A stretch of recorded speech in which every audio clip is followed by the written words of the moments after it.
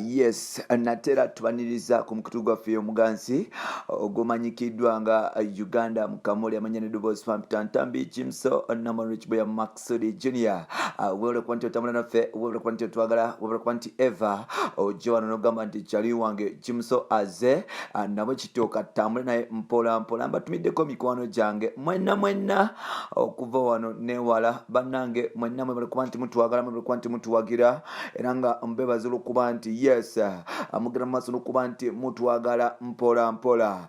Ngenda twala omukisa guno mbanjulire vidiyo ya Palaso empya bagiyitaani oyo yagitadde mpola mpola. TJ bamuyitaani Trick. Yes, Trick yagikoze yes mpola mpola era nga kirabika bana bato abakoze ki abakutte vidiyo eno bana bapya mu industry so n'olwekyo atiwe mulungi nnyo yabadde mu vidiyo nsuubira olwaddemu okuba nti oginonyako mpola mpola. Ngenda asaba buli kyali wanga tanaba kuba nti osubscribing akugamba nti subscribing tutambule ffenna tukone emitwalo 3 ffenna mpola mpola then kati awo tutandika okuba nti yes tujaganya mpola mpola kamunzikirize yes tubireko buli omu awuliriza. Yes Nadia yes bamuyita Nadia Ali nkutumiddeko omukwano okugata Promise Kenzo ne Aida Ruth n'abasigaddewo mwenna mwebale kuba nti mutuwuliriza. Uncle Julio Katongole oli Dubai nkutumiddeko ne bakyali bange mwenna mu Uganda. Munzikirize nkugambye amanya n'eddoboozi wa Ntambi Jimso Namarich Boya Maxudi Junior. Munzikirize gwe twogerera Kenzo ne mukyala mukulu amanyikiddwa nga Rema Namakula MTV Awards zabasudde mu guluka nga wetwogerera abakulu bano tebasobodde kuba nti bafunayo awards zonna mu Uganda era nga ebibuuzo bingi ebyebuuzibwa lwaki Kenzo oba oliawo ne Rema Namakula yabadde n'oluyimba lw'omwaka last year olumanyikiddwa nga Gutuja tebasobodde kuba nti bafuna nomination mu Mama Awards zigenda okubeera wano mu kibuga kya Uganda ekikulu Kampala ennaku z'omwezi 2 Feb zigenda kubeera visual olw'okuba nti tulinawo ekirwadde kya COVID-19 now. Yes mwebale kuba nti mutwagala, mwebale kuba nti mutuwuliriza. Now bannayuganda igale babadde bawaitize Mama Awards era nga bamanyi nti abayimbi baabo boolyawo abakoze nnyo bagenda kubeera nti babeera mu awards zino. Kyanaku nnyo nti abayimbi abamu abakoze obulungi omwaka oguwedde na guno ogenda okuggwako tebasobodde kuba nti bapiyaringa. Ebibuuzo ebyebuuzibwa criteria ki Mama Awards yayiseemu kuba nti zinominatinga abantu bawano mpola mpola. Tulaba Kenzo y'omu ku abo abakoze obulungi.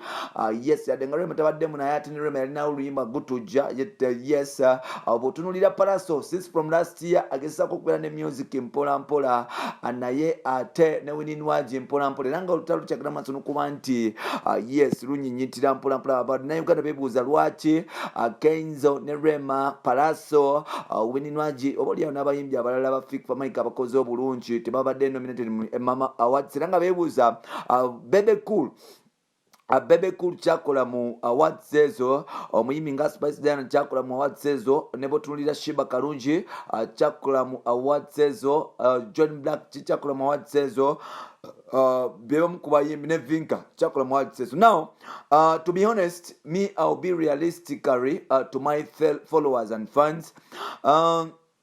Uganda like we twina abantu b'emitima emibyobo lyawo ffenna tujjudde obunanfuusi obukopi n'ebisigaddewo nti bw'otunulira bw'obanga ogenda tutunulira face bw'obanga twagala kukyusa music industry ya Uganda tosobola kuŋŋamba nti Bebe Cool asobola okuliservinga nomination nga Kenzo talimu because Kenzo has been there, he has been working so hard to represent the Uganda music industry to the next level, but unfortunately Kenzo wasn't nominated anywhere. Now it reminds us in 2016 where Kenzo was nominated in the same category with South African Caspar Nyovest mpola mpola. Yes, he was there, he was nominated, and this guy unfortunately he was denied a chance to win an award because Caspar Novice Caspar was an MTN ambassador. Unfortunately that was an MTN ambassador, and that company really sponsored the awards, the Mama of that time, and like being an ambassador of M10, it means totally Kenzo was an Airtel ambassador by that time. We all remember. So he was denied a chance to he was denied a chance to win those awards. Remember, it was like African International Act, and like when you see Kenzo was like when we talk about the international act, it means those artists like have been performing in various countries of Africa and outside Africa, because we all sell art in Africa.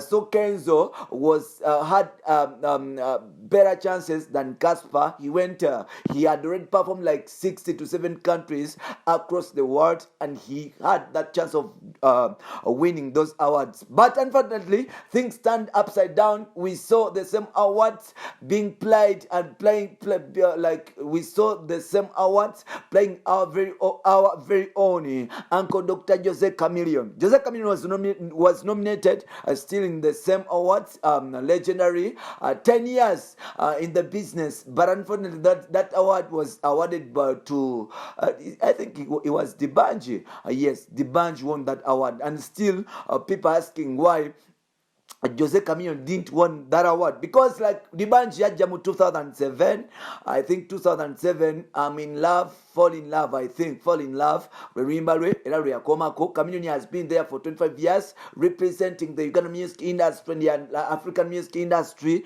and like award zamani zanga but cheating. Bebe Cool had the best video by that time. That was Everywhere I Go. Yes, they're shooting you Baba Gopa DJs over Clarence Peter. I don't remember, but Nayali nominated. He was cheated.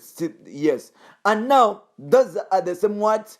Bana Uganda kwageze tebafera President Museveni ne bamugamba nti we need an award here, and these awards bagenze okukola ebintu byonna nga byatsirwa, and I'm still asking myself why Bebe Cool was nominated, why artists like Vinka, who had like two big songs 2 years back, is still nominated, and you living a Karukasita outside, you know.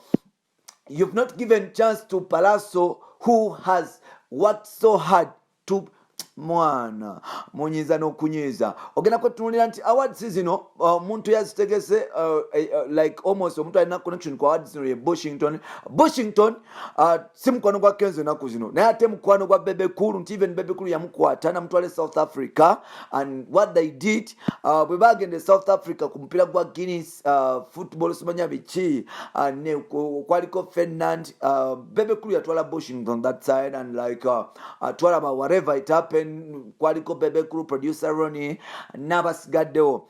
So Bebe Cool was nominated because yakwata Bushington namutwala Nigeria, and the same Bushington is working with Spice Diana here locally. Yamukolera choreography, Spice Diana gwe bakolera choreography so mpola so jakimanya nti Bushington yabadde ayagala credit kuba nti asanyusa Spice because he's working with Spice Diana, and something the same Bushington guy is working with Vinka, and Vinka is working with Swanks Aven.